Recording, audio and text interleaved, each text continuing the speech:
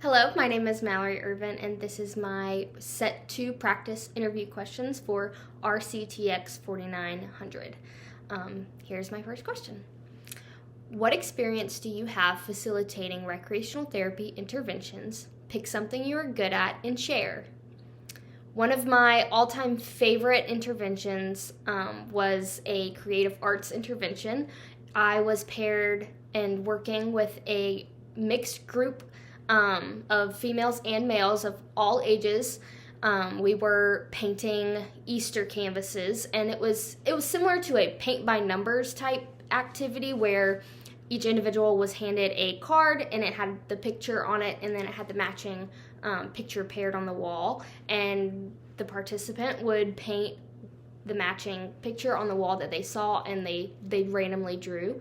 So it was kind of a fun game. But one of my favorite pastimes is art, and so it was something that it was right up my alley and dear to my heart, and I find that it brings me so much joy to see other people interested in liking what I like.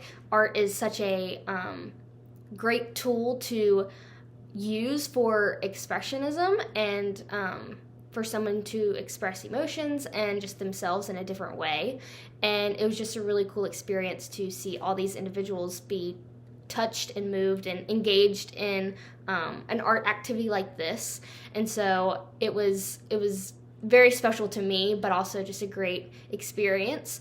I was able to help with the whole facilitation before and after, and that entailed setting up all of the paint materials, the paintbrushes, the paint itself, the canvases, the water buckets, the towels, aprons, just everything laid out. And so when I got there, I helped the CTRS that was there and that I was paired with receive all the materials and set up the tables.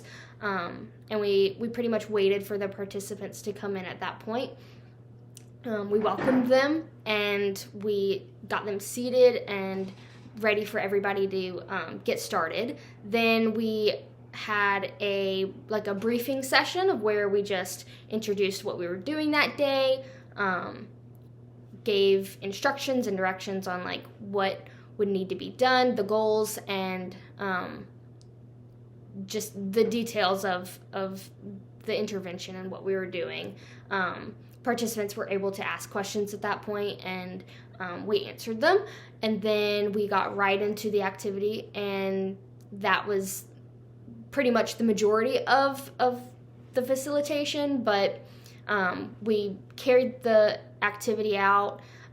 We were walking around, answering questions, helping, receiving other materials or paints that they might want, or pointing them to them, just being of service to them and whatever they wanted, because it was their creation, so they got to use whatever they wanted. And then after that, we kind of had a debriefing session of just what the activity meant to them. Did they enjoy it? What they would change? How they felt during it, and how they felt after looking at their finished product. And even if they would like to do it again, and how that would happen, because there's so many different forms of art that you can evoke other emotions or thoughts and feelings through. And so that was super cool to hear their answers. They all gave very positive feedback, and it was just super cool to be a part of. And then after that, we helped clean up, and then that was really the majority of the intervention. And so just a really great experience, and one that was fairly influential in my career as a student in RT. The next question is, identify 3 strengths and expound upon them. And so I always love this question, but I would say the first one would be compassion. I strive to show everyone care and empathy, and do that in a authentic manner. I believe that if you connect and you listen to participants, you can speak on their language and connect with them better. Building that rapport, showing that you care, is crucial in this field, and one that I find very important and required to further your service and reach those goals together. When you communicate with individuals in their own language, how they listen and how they maneuver, when you learn those things, you can better connect and work together to reach those goals. Another one would be creativity. I find that when I'm able to kind of bring my passion to the table, if I can in any way, that's ultimately going to be better on my end for them to see me as an individual, but also get them stirred in a different way. Like I said, art and creativity is one of my languages that I think and can express myself through, and so when I get to share that, it's just a special connection. I love using that creativity to problem solve, and I find that when that is done in a certain way, participants recognize that, and they recognize the uniqueness of that, and really respond well to that, rather than just giving plain Jane simple answers or handing them a fast fix. Another one would be attention to detail, which kind of correlates with the creativity part. I believe that I wear my heart on my shoulder and work extremely hard to problem solve and finish tasks and connect with people, and just really whatever I do, I aim to do my best at, and that attention to detail allows me to do that well and do everything that I do well and to the best of my ability. It helps me to personally eliminate mistakes and to work towards improvement in any area, and so I've always had an attention to detail and have an eye for details. The next question is, share with me 2 weaknesses, be able to turn the weaknesses into a positive, and expound upon them. So I would say that a weakness that I can have is poor time management. I believe that with my attention to detail and creativity, I can overanalyze and fixate on things, and that can make me work a bit slower, but it's all out of good intention and care for the work that I produce, and so I can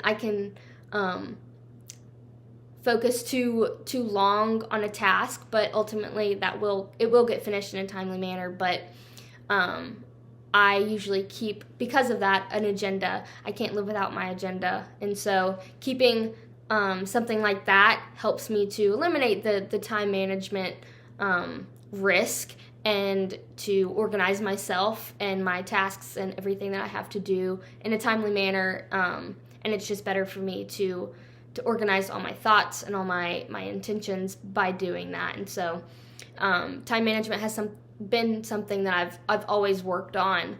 An agenda is key for me for that to not be a problem or weakness.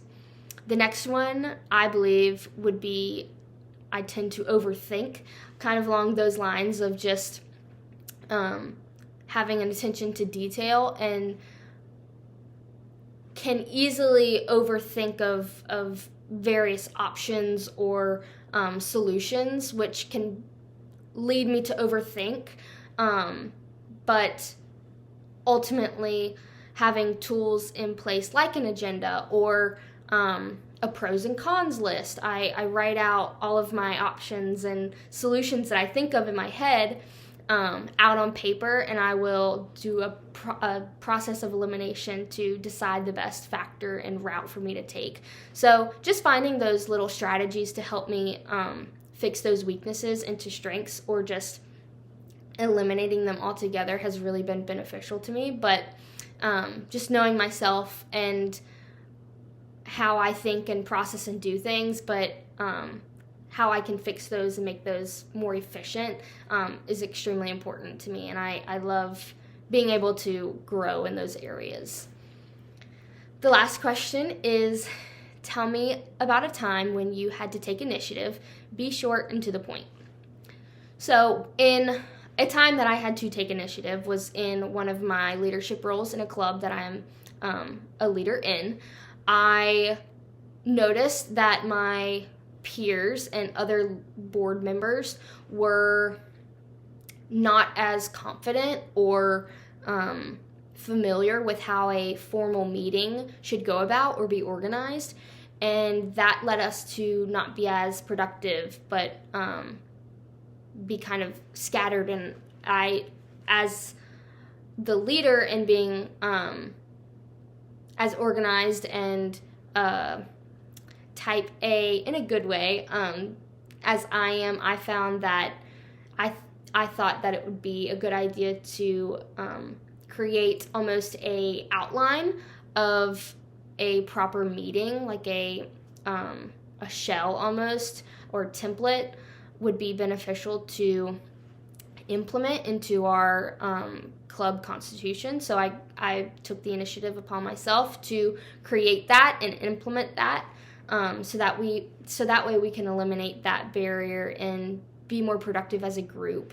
I think it was a great opportunity for me to be a leader, but also to be organized and creative in how I did that. But ultimately, I thought that it would help other people become more confident and familiar with how a meeting should go, and how team members can be more confident if they don't necessarily know what a meeting should look like, with the agenda, the timeline, the minutes, all of the details and nitty-gritty aspects of a meeting, how they should go, was created within this document.